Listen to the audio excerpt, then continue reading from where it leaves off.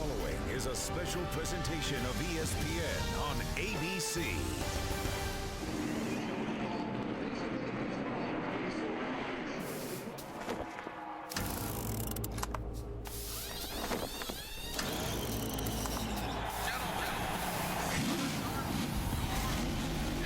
Why do we watch the chase? Because it always comes down to this, to the basic rules of the road. Race hard, drive fast, focus on the finish line. When the race for this national treasure is on the line, there can be only one champion. It's all so simple, just track and tires, fuel and fire. Every man for himself.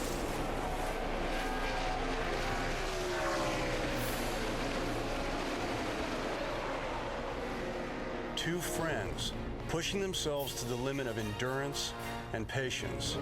If he's going to want me like that, he's giving me no choice. But the past is the past, because at these speeds, there is no time but the present. What will it be? A late season streak for a repeat? Dude, you are incredible. Awesome job today. Good job. Or a run from behind into history? The one thing that is certain is that we never know what's up ahead. That's the first and most basic rule of the road. And that's why we watch the chase for the Nextel Cup. You are looking live at Homestead-Miami Speedway. Jimmy Johnson and Jeff Gordon, the only two drivers to have survived the grueling chase for the Nextel Cup. One of them will hoist the trophy tonight as Ford Championship weekend culminates with the Ford 400. 14,000 miles, folks, and we've come down to the final 400.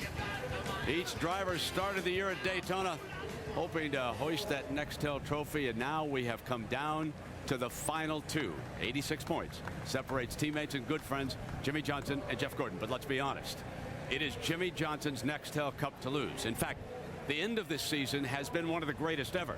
He has won 4 consecutive NASCAR races in the thick of the chase, and he's going for number 5. Folks, he's starting to walk with the legends, but this is racing. Anything can happen. Let's take you back to last season now. Johnson came here with a 63-point lead. It took just 16 laps for trouble to hit. Red tape covered a hole in Johnson's grill after he run over some debris. Later, lug nut issues in the pits sent him toward the back of the field, but in the end, Johnson earned his title, but not without drama. We could have more here today. And Susie Culver, anything can happen. Tell us about the wild turn of events we've already witnessed here this weekend. It was Friday night, and it sure looked like Mike Skinner was the favorite to win the Craftsman Truck Series title. He came in with a 29-point lead and was in a familiar spot, leading when on lap 74, his left rear wheel flew off, temporarily knocking him out of the race and opening the door for Ron Hornaday.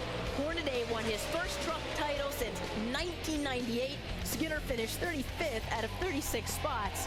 That's an 83-point swing, and that's why we say it's not over till it's over. Well, welcome into the pit studio, Susie Culver, Rusty Wallace, Brad Daugherty. Now, Jimmy Johnson has been talking all week about trying to keep that nervousness at bay. So here he is on Friday. He wins the pole. Check that one off. On Saturday, fastest and happy hour, so check that one off. But Rusty, 1989, you came into the last race with a 73-point lead. What was that like? It was the most nervous I've ever been in my entire life. I really was. I had a great qualifying run. I started 4th. The late Dale Sr. started 3rd. I'm racing him for the title. The car is flying. All of a sudden, the lug nuts come loose. I hit pit road, lose 2 laps. I go back in the racetrack, the lug nuts come loose again. I lose another lap. All of a sudden, I see the thing flying away. I asked my team, what have I got to do to get this thing back? He said, you're 21st, you need to finish 16th. I'm picking another one up. I'm picking another one up. I'm picking another one up. They hollered at the radio and said, you got it. But you know what? We only got it by 12 points. Yeah, you're celebrating there, but white knuckles. Oh, man, was I nervous. It was unbelievable. I can only imagine what Jimmy Johnson's going through right now. now. Well, Brad, you've spent time around Jimmy this weekend, so what are your impressions of how he's handling the pressure? Well, it's been very impressive from the standpoint he's been very honest about his emotions, the nervousness and everything leading up to this week. He's tried to put it on the back burner. He's tried to distract himself. But he says, hey, every time that I think that I have something captured, whether it's been throughout my motorcycle career or whatever, it always comes back to bite me. So I'm preparing just like I'm going out to win this race. I'm going to drive as hard as I possibly can, but I'm going to drive within the limits of the race car. I will not overdrive the race car. But he's just been refreshingly honest. All right, so he's been smart, and here's what has to happen for Jimmy to lock it up. Number one, if he finishes 18th or better, he wins the title no matter what Jeff Gordon does. Jimmy can finish 19th if he leads a lap, 21st if he leads the most laps. He also wins if Gordon finishes 15th or worse. And yesterday, Gordon said, I know last weekend I said it's over. That doesn't mean we're going to stop fighting. The pressure here is so monumental, and it's clear why. Now, we know Jimmy is going for 5 in a row, but nobody has ever finished the season by winning more than 2 in a row. So give us some historical perspective. If Jimmy Johnson can win this race today, it's very, very likely he's going to win this race today. And if we think about it, in 05, he probably should have won the championship that year. 52 points coming into here, and he had a blown tire. But it puts him in the rarefied air. And I'm talking about Richard Petty, Dale Earnhardt Sr., and also his boss, Jeff Gordon. It puts him in that same company as far as accomplishment. Brad, this guy can win the final race and make it 5 in a row, Susie, that's for sure. I mean, will he go that hard and try for it? We don't know yet. But, you know, this team has won 10 races this year. And to do that in this style of competition is just unheard of. It really is. Well, that's the key. What do you think the odds are? Because he and Chad Knaus have really gone for it in every one of these chase races, that they stick with the same driving style or change it up a little bit. I think he's got to change it up a little bit. I don't think he can be so aggressive and go for it right now. I mean, he just needs to drive this car smart, and he needs to pretend there's landmines all over the racetrack and avoid them all day long. If he hits one of them, he could lose this thing, and Jeff Gordon's going to win it. But he's got to be very careful. We'll hear from Jimmy Johnson down on the grid in just a little bit. And 4 hours from now, another Homestead-Miami championship moment. Either Jimmy or Jeff will be crowned here. 2002, Tony Stewart led Mark Martin by 89 points entering the season finale. Martin finished 4th, Stewart 18th, but Smoke hung on to win his first title. Little drama in 2003. Matt Kenseth had mathematically clinched as he was officially declared the final champion of the Winston era at Homestead. In 2004, Kurt Busch won the first ever chase in the closest points finish in series history, just 8 points over Jimmy Johnson. In 05, Roush Racing had 5 drivers in the chase, but they couldn't keep Tony Stewart from winning his 2nd championship in 4 years. And last year, it was Johnson who overcame a 156-point deficit in the final 6 races to capture his first championship. Now, somewhat overshadowed all the championship celebrations, Greg Biffle has won here at Homestead-Miami the last 3 years in a row, and he is with Dave Burns. Yeah, Susie, that's the pre-Thanksgiving tradition everyone forgets about. Who cares who wins the championship? Greg Biffle wins Homestead. This weekend, you have the worst starting spot, however, in the last few years here. How do you come from the back here and keep the tradition alive? Well, definitely, you know, where we qualify doesn't reflect what kind of car we have. I got loose getting down in there turn 1, and, you know, we had a car that probably qualified in the top 15, so feel bad about that. You know, we just didn't have the setup, but the car's really fast. I think we can come from the back, you know, maybe 2-tire stop at the beginning of the race, get some track position, and, you know, it pays the money when the sun goes down and toward the end of the race, the track gets fast, and I think our car's set up for that. At least that's what I've done the last couple of years, so we'll see if it works out tonight. We'll look for the 16 at the end of the race. If he wins here, it'll be his 4th in a row. And Brent, no one's won 4 in a row at the same track since Jimmy Johnson. Yeah, exactly, Dave. And still ahead in this season of change. We'll add insight to the big challenges faced by Tony Stewart, Kyle Busch, and Dale Earnhardt Jr. as we head toward 2008. But before we do that, folks, let's put a bow and tie up 36 races. 9 months. It is the longest season of any professional sport in the United States. But you know, each weekend on the NASCAR circuit is so unique. Such drama, emotion, and you talk about amazing pictures.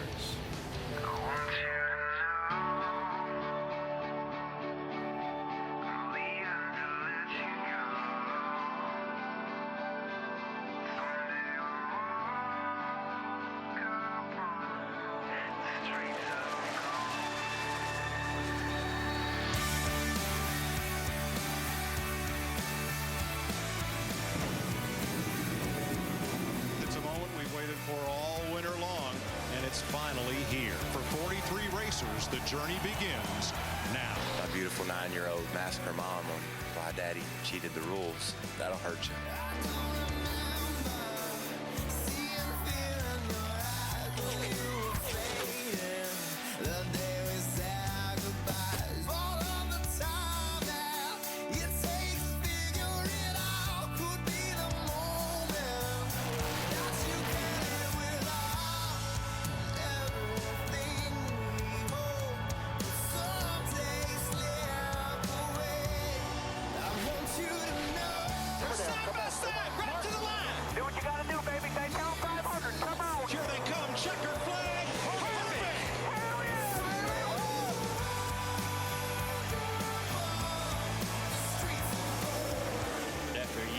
Intense negotiations and intense effort, we decided that it was time for us to move on. My new boss, 2008, Mr. Rick Hendrick. Casey Mears is going to win his first Nextel Cup race. Juan Pablo Montoya wins at Sonoma. Martin Truex wins the Autism Speaks 400. We got some sad news. Bill France Jr. has passed away. We remember the man who made NASCAR what it is today. I'm gonna find you again. I just don't know what we're gonna do now that we don't have him. Love can die. But I know what he wants us to do, exactly what we're doing here today. Coming to the checkers. Oh! Jamie McMurray has won the Pepsi 400.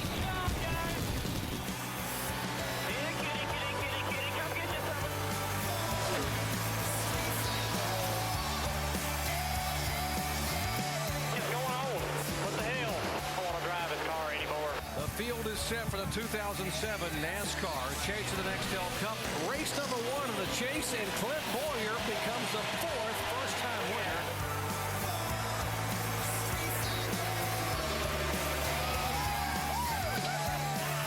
Jimmy Johnson wins his 3rd Las Vegas victory, 2 in a row. They touch once, twice, drag race. Jimmy Johnson, their 4th win of the season. His 5th win of the year. Win number 6 in 2007. You never see it too easy, brother. In victory lane for the 2nd time this season here at the Atlanta Motor Speedway. 9